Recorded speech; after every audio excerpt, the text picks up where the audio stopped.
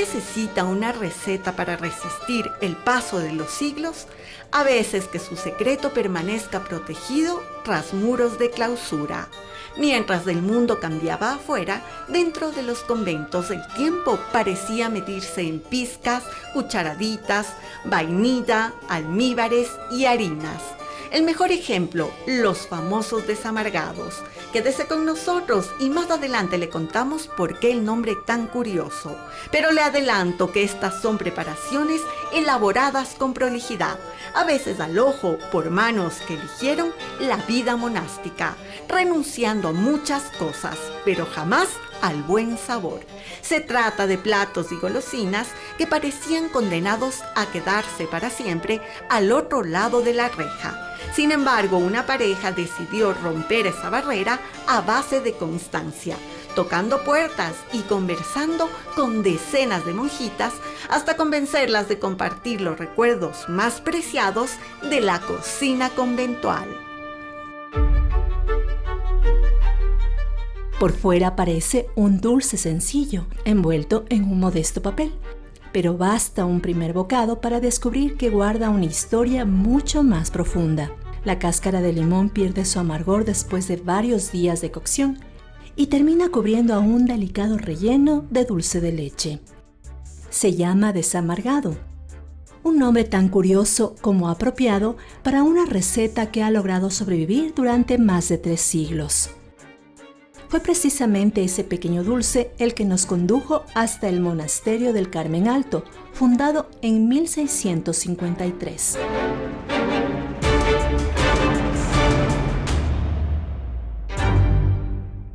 Cuando pensamos en un convento, imaginamos silencio y oración, y muy pocas veces conocemos lo que sucede tras estos muros. En este libro podemos ver y conocer un poco más sobre las monjas de claustro del convento del Carmen Alto.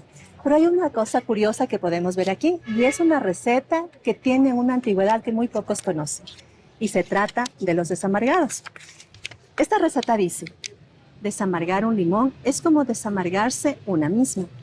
Corta los limones por la mitad y saca toda la carne para dejar las cáscaras vacías hasta que adentro solo quede la parte blanca. Coloca las cáscaras en una olla y cúbrelas con agua fría. Llévala a hervir por un buen rato. Cuela el agua y repite el proceso 4 veces. A estas alturas el amargor ya es cosa del pasado. Así que vamos a endulzar la vida. Puedes rellenar las cascaritas con manjar de leche antes de disfrutarlas. Aquí donde el silencio, la oración y el trabajo cotidiano siguen marcando la vida de las carmelitas descalzas, las recetas se preparan casi de la misma manera que hace cientos de años. Cada generación de religiosas transmite a la siguiente no solo los ingredientes y las técnicas, sino también su forma de entender el tiempo, el oficio y la fe. Pero entrar en ese mundo no es sencillo. Una frontera casi impenetrable lo separa del resto de la ciudad. Es un antiguo torno de madera el que divide la vida contemplativa del exterior. A través de él, las religiosas entregan dulces, remedios naturales y pequeños encargos sin romper el recogimiento que caracteriza su vida monástica. Gracias, madre. Hasta el día de hoy tienen 2 espacios que les permite mantener un ligero contacto hacia afuera.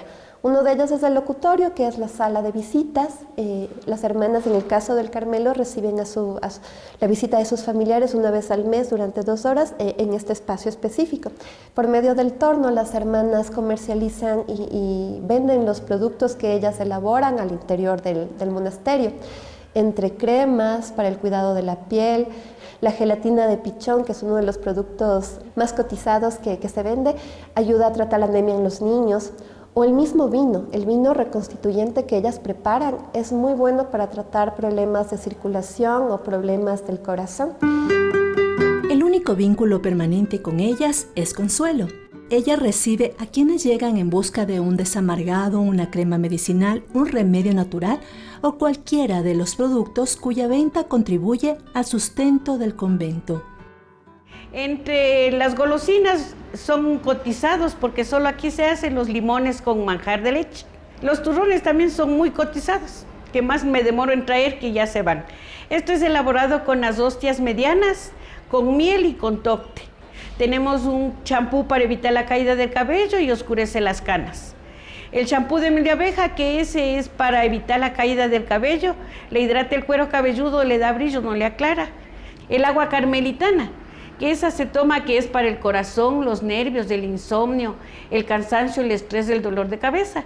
Tenemos un gel de algas para reducir medidas, no es para rebajar de peso, sino medidas. Las madrecitas no utilizan estos productos, porque ellas son de claustro y la vanidad, o sea, no, eso no utilizan las monjitas. Lo que ellas elaboran es para servir a la comunidad.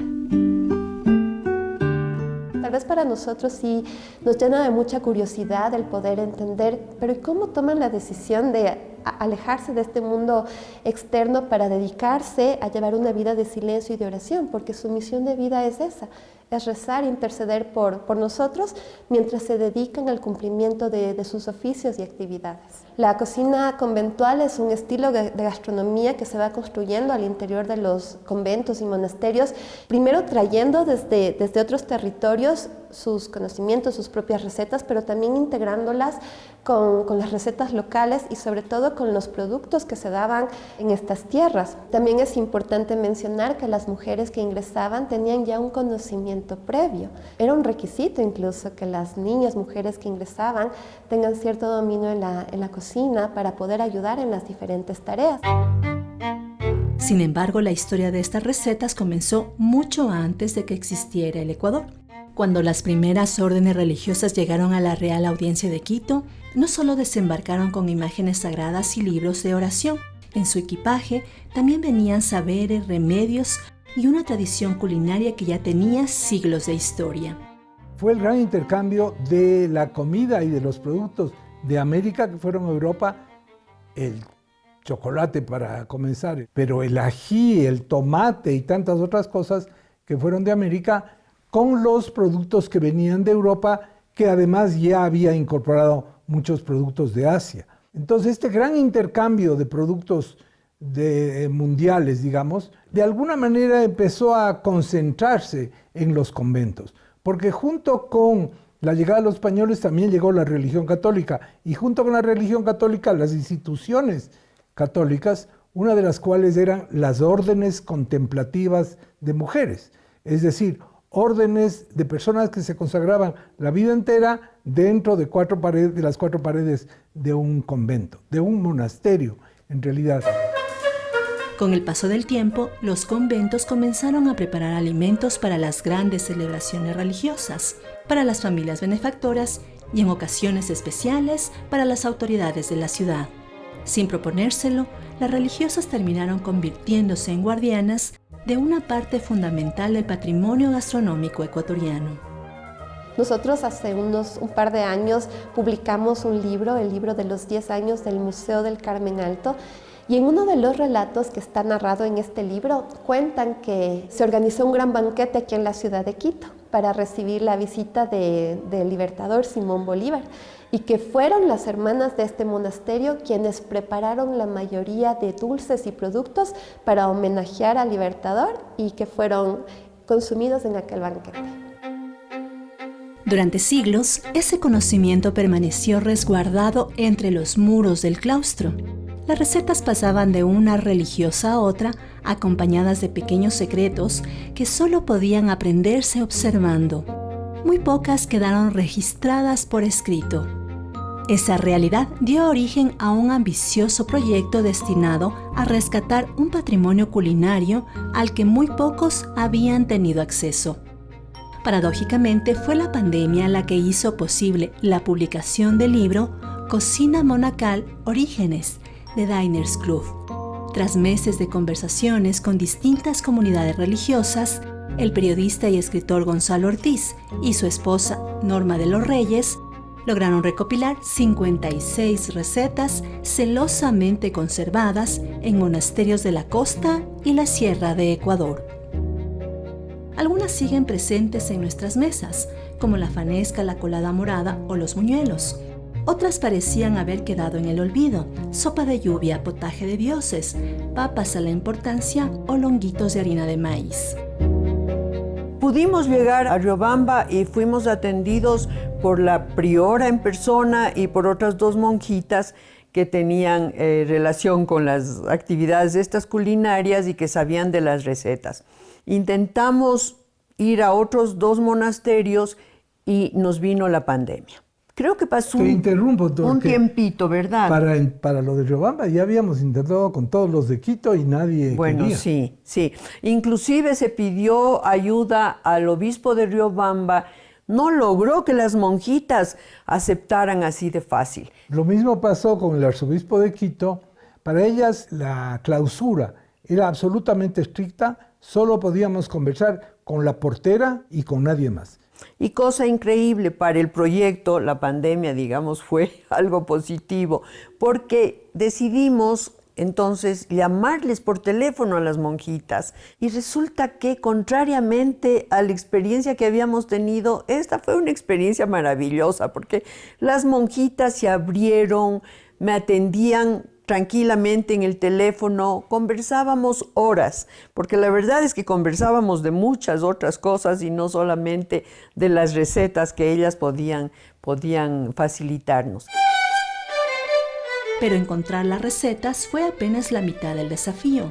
Muchas estaban escritas con medidas que ya no existen o con instrucciones que solo tenían sentido dentro del convento. Reconstruirlas fue como completar un rompecabezas antiguo del cual apenas sobrevivían algunos fragmentos. Una cosa que me sorprendió, por ejemplo, es cómo ellas aplican las medidas de los ingredientes, porque todavía siguen usando, como antiguamente, el filo de la cucharita y mucho hacen al ojo y por la experiencia que ya tienen. Lo interesante fue que después de que teníamos las recetas, digamos, escritas, hubo que producir las recetas. Y todavía estábamos en pandemia, pero con la ayuda de Edén Ediciones se cocinaron esas recetas para hacer el plato y poder tener las fotos de cada uno de los platos que están en las recetas. Las clarisas tienen siempre postres hechos con huevos, ¿no? Con huevos, porque no sé si han escuchado, pero en Quito tenemos la tradición de llevar huevos a las monjitas clarisas cuando va a haber algún festejo, alguna celebración, una boda, por ejemplo, o una fiesta de graduación, qué sé yo, que va a ser al aire libre y queremos contar con un buen día. Entonces lo que hacemos es llevar los huevos a las monjitas clarisas. Pero la idea es que ellas recen para... Entonces, claro, a cambio de lo que uno les deja los huevitos, ellas rezan para que San Pedro nos mande un buen día y no nos mande la lluvia. Aún así, todavía existen comunidades dispuestas a compartir parte de ese legado, aunque algunos secretos continúan guardándose con el mismo celo de hace siglos. En la congregación de Nuestra Señora de la Caridad del Buen Pastor, por ejemplo, la hermana Joana prepara una mermelada de coco siguiendo enseñanzas transmitidas por otras religiosas, preservando una tradición que continúa viva. Bienvenida a nuestra comunidad. Nosotros somos de Nuestra Señora de la Caridad del Buen Pastor y esta deliciosa receta que la vamos a preparar hoy la hemos traído de generación en generación. Las hermanas que ya están ahora mayorcitas han sido las que nos han ayudado para poder conocer y poner en práctica estas deliciosas productos que hacemos para la venta. Bueno, aquí tenemos un delicioso coco. Vamos a irlo partiendo en pedazos muy pequeñitos. Le agregamos un poquito de leche, un poquito de agua, muy poquito. Y esto vamos a pasar a la licuadora. Como ustedes pueden ver, ya se hizo bastante cremoso. Y ahí tenemos que ver la consistencia, ¿no? Miren. Y aquí le vamos a agregar un poquitito de azúcar y un poquito de agua. Bueno, después esto va a ir a la cocina. Cuando ya está aquí en nuestra ollita, le vamos a poner unas 2 canelitas y un poquito de clavo de olor. Más o menos se demora de entre 15 a 20 minutos en hacer. Así es como queda nuestra deliciosa mermelada, súper espesita y muy deliciosa. ¿sí? Después de que ya la tenemos preparada, se le envasa y se le pone su respectiva etiqueta. Como podemos ver, aquí también tenemos una de frutilla, las dos son 100% naturales. Ustedes se preguntarán por qué hacemos estos productos. Aquí nosotros trabajamos con niños y niñas en situación de vulnerabilidad y esto es para la sostenibilidad de esta misión, ya que no tenemos ingresos de ningún lugar. Nosotros tenemos dos estilos de vida. El estilo de vida contemplativo y el estilo de vida apostólico. El estilo de vida contemplativo son las hermanas que se dedican a la oración. Ellas también hacen sus productos y nosotras también hacemos la misión fuera del instituto, digamos así, de la congregación. Salimos en búsqueda de la oveja perdida. Entonces, Santa María Eufrasia nos decía que la congregación tiene el pulmón fuerte, que son las hermanas contemplativas que nos ayudan con la oración. Y ciertamente, estos detalles que no se los puede decir a todos porque son recetas muy guardadas que las hermanas nos han transmitido para que nos queden más deliciosas y podamos llegar a más personas. Entonces son estos productos, estas cosas que no la podemos decir porque es el secreto de la congregación. Emprendimos este recorrido buscando recetas, pero terminamos reconstruyendo la memoria de mujeres que hicieron del silencio una forma de vida, del trabajo cotidiano una expresión de fe y de la cocina un patrimonio que durante siglos permaneció oculto entre los muros de los conventos y que hoy sigue contando una parte esencial de la historia del Ecuador.